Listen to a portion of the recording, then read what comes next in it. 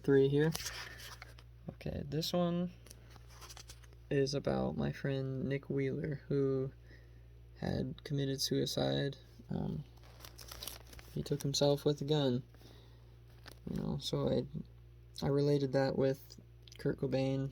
I kept some cohesiveness here, and so this one, at the time I was working in this house in particular, and for some reason I was just like having thoughts that like he was there. Like I just kept getting little hints here and there that like he was watching me over me. Take that with a grain of salt if you want, but I personally believe in spirits and things that can connect with you and see through your eyes and live vicariously through you, whether you notice it or not. I do believe that. So I'm just gonna go ahead and read some of the things here that I wrote. No school, no homework, time for bed, lights out. Old friend, forever young, I'll see you in my dreams. You're always in my heart. Thank you for the memories. Happy birthday. I'll wait. Don't be late. Got due dates. So that one's for him. And I did it on his birthday, actually, too. So, just another little snippet there. This one here, in particular, is about not being ready to date, even. And not being ready to get married as well. At the time, I was not dating this girl, but we were never official, but we were definitely dating, but we never made it official. And so that was kind of what that's about. We weren't quite ready, I don't think. We were both just kind of in weird parts of our life where we just didn't really need, we did need somebody, but we also kind of didn't at the same time. It was kind of, so we connected that way, but we were both kind of not quite ready at the same time, so that's just kind of what that was about, and yeah. It grows on you from the start, opening up. Let me come inside. Yeah. Speaks for itself. Free attention. Again, speaks for itself. You've got my attention for free. You didn't pay a fucking cent, so don't fucking complain. Here's my favorite page of this whole book. Enlightening. Steal your own thunder. Don't get any ideas. See, this one was based off of something my buddy Nate said. He said enlightening rather than enlightening, like one word. I just thought it was really funny that he like genuinely didn't realize that enlightening was in a whole word in itself. It was kind of a Rickyism. If you've ever seen Trailer Park Boys, it was kind of it plays off of that. I thought it was really, really funny. But there's also something to that where it's like that stemmed from us. That didn't come from anybody else. That was from us. So I thought that was really something worth capturing. Lightning in a bottle, if you will. Oh, here's one that based off of my job of being a painter. Out of sight, out of mind. That's the motto.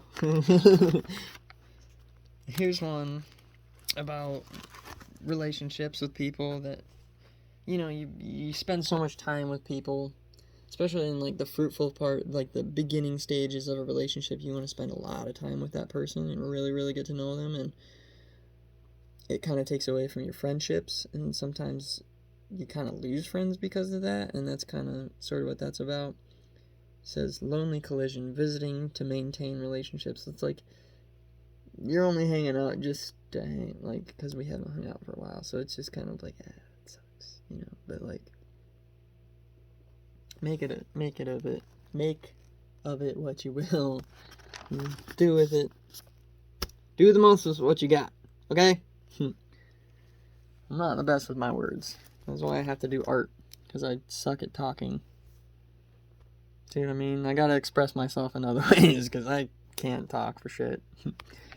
Anyways, what drugs have you done?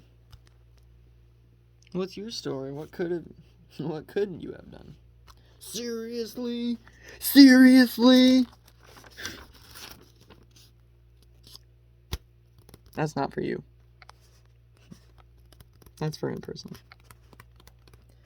We're wasting each other's time. It's not like that. See, that's kind of like, if you're gonna do drugs, you might as well not waste your time, and you might as well capture it in a book. You know what I mean? Or you might as well sing up on a stage and do something really fucking cool. Otherwise, you're just gonna be all upset the whole time, and like, this sucks. And it's like, what the fuck's the whole point of it if you're just gonna be all bitchy and moaning and complaining the whole time? It's like, why did you do it in the first place, you idiot? Make the most of it if you're gonna fucking do it, you know? That's kind of what that means. So, love this and hate me. Nothing is obvious. What's life without the fun? Quit quitting so consistently. Opening doors to the mind. Go where you want to go naturally. Get back up. This isn't a life sentence. Nothing to blame about. Like the mind, the river flows where the river flows. Ooh, hyperfixation. I hyperfixate on a lot of things, and I discovered that word, and that was like, okay, I'm gonna do one page just because I discovered that word.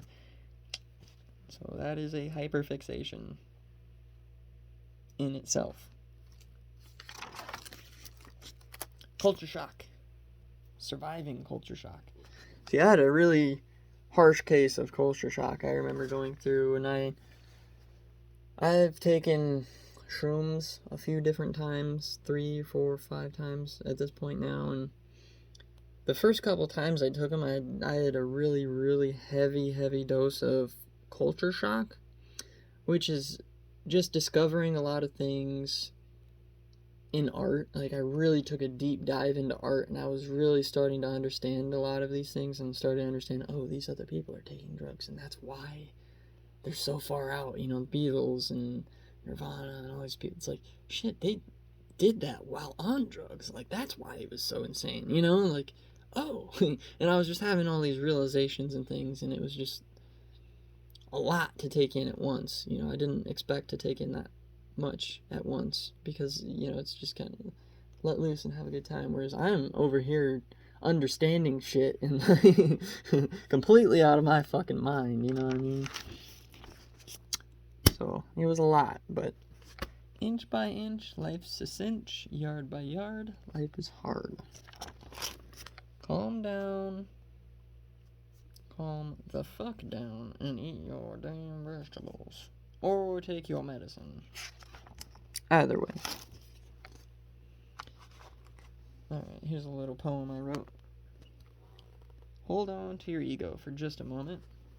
You're not as good or bad as you think. Here lies the truth, you see. It's quite the trip to the endless shore where we've never been before. There isn't a way of knowing where it is until you've got there, and you won't remember how. A place, they say, where it's always now. You may find it's nowhere near nowhere, somewhere near everywhere, and just beyond anywhere. And you will be missed. Healing in a sick environment.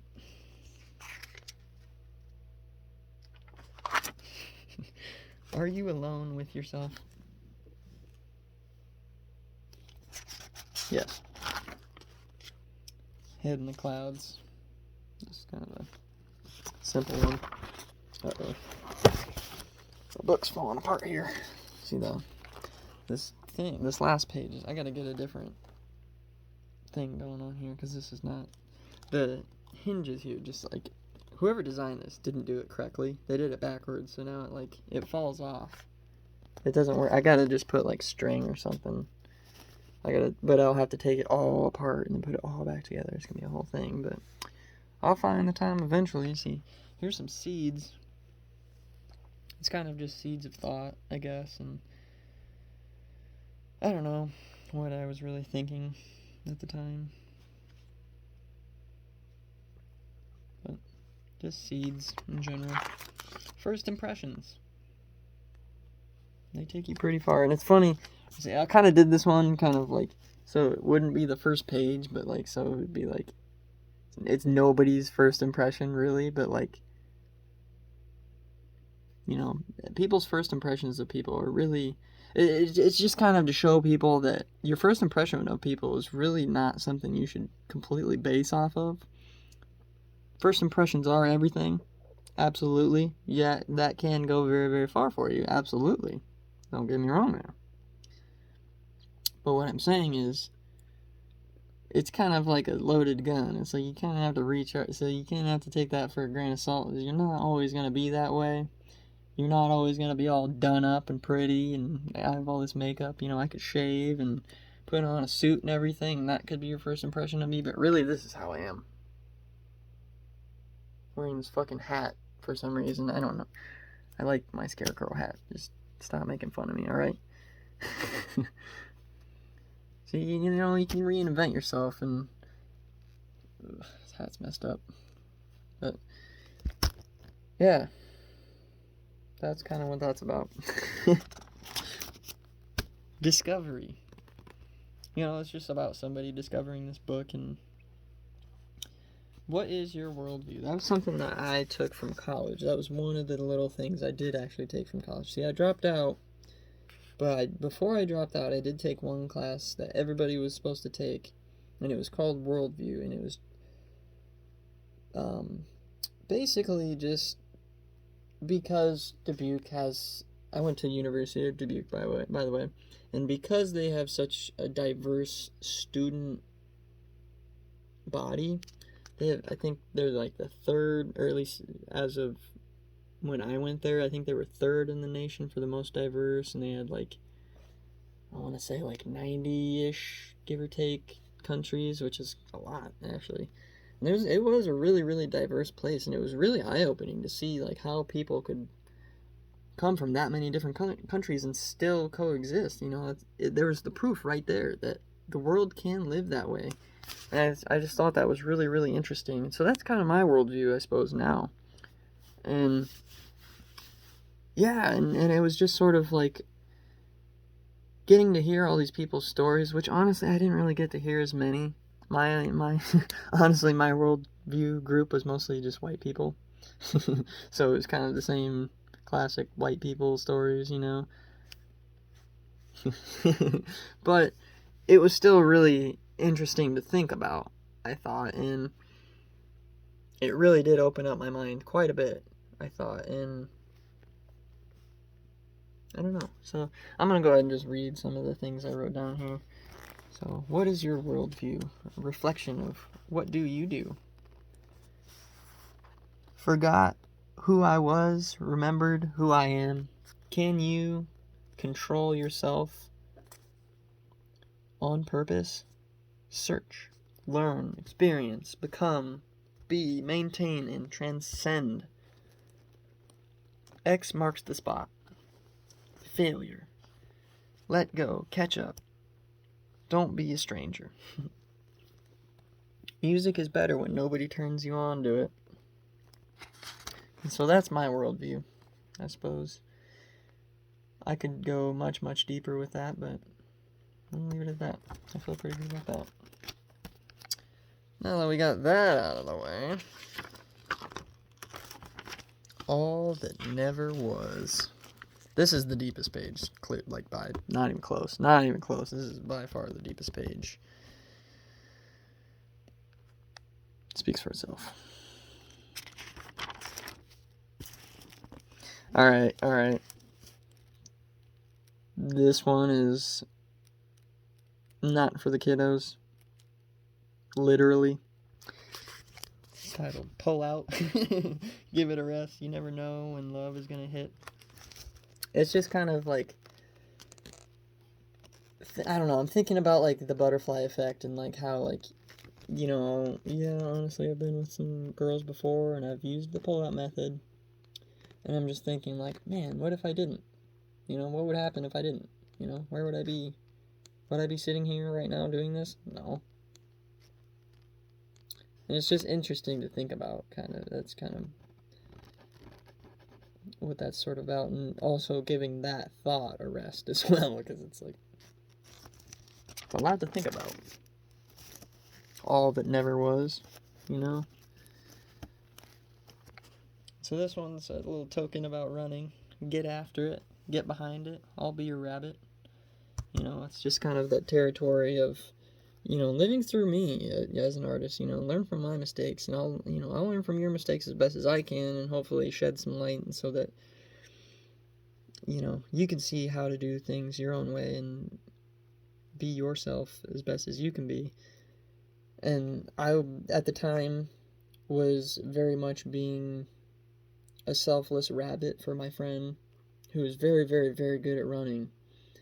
And I pretty much just sacrificed my whole season to help him train better. You know, I just put myself ahead of him and had somebody there for him to run at, to chase after. And so that's kind of what that was. I realized that, you know, I'm not that good at running. I'm good at running, but I'm not that good at running to the point to where, like, I'm not gonna fucking make the Olympics, okay? Like, stop coming at me with, like, oh, that's not a very positive way of thinking. Like, okay, come on. You really think I'm gonna make the Olympics? You really, like, you're the one being unrealistic, not me. You know? There's so many people in my life. Like, my Aunt Bonnie, she thought I would make the Olympics. Like, are you crazy, Aunt Bonnie? Are you really crazy? You really think I'm gonna make the Olympics? I can't even break 2 in the 800. You think I'm gonna make the Olympics? Kidding me? So, I kind of got to that point where it's like, you know what? If I love running this much, I'm just gonna... The best thing that I can do, I felt, was just to sacrifice my season and help my friend run even faster. And, you know, I'm gonna get more fulfillment out of that than I would breaking 2 or something. Like, in trying to be selfish and do my own thing. You know? And honestly, I did actually stray away and started to be a little bit selfish, and it didn't work out. Funny how that works. Here, this one might also, this is also one of my favorite pages. It's hard to, but I'm gonna have to give it a tie between Enlightening and this page. It's called Late Bloomer. I'm a late bloomer. This is true. Yes. I'm not embarrassed by it though, but in high school I very much was. You know, I didn't have any hair on my face. I had none. I had hair on my peaches. It's true. But I didn't get hair on my peaches a lot. You know, it was a lot later than most people. So I think I was like 16, 15, 16 before I ever really... before it hit me. You know? And so... yeah, I'm one of those, you know, and so that's just kind of accepting that and also connecting with other late bloomers, you know, and I think that's okay, you know. If you bloom, you bloom. I hope you bloom beautifully. As long as you bloom, I think that's the important thing. And you don't really want to force something like that. And it's beautiful. So here's the last page. The caboose to your train of thought. And here's the table of contents. Kind of put together, right? I ended up taking about 8 pages off of that. I didn't really anticipate that it was going to be a full-on book. So, yeah, it only ended up with 93 pages, I think. 92 or 93 pages. So, falling. I know I'm not the best at talking, but I just had to get that out there, and I don't know. I kind of just winged it. I didn't really have anything in mind. I haven't even read this book in months, so take that with a grain of salt. I might have had more to say. I might have more to say afterwards, too, but I think the whole theme of that book is just kind of going through falling in love, and then, like, also realizing you can't really grip that, and you have to just let go and just live your life, and you can't... Being an artist, you want to sort of capture falling in love, but it's really difficult to do because you're kind of... you're making yourself too exposed to the world, and I think people see that and they think, oh, you shouldn't have done that at first, and you're allowing people to judge you and things, and I think that messes up relationships, and that's something I've really, really struggled with, and I just want to be open about it, because falling in love has been very, very difficult for me. As of right now, what day is it? It's October 23rd. I have not fallen in love, although I am talking to somebody, and we're hitting it off very well, and it is a long distance relationship, so I'm gonna leave it here. I'm gonna see where this goes.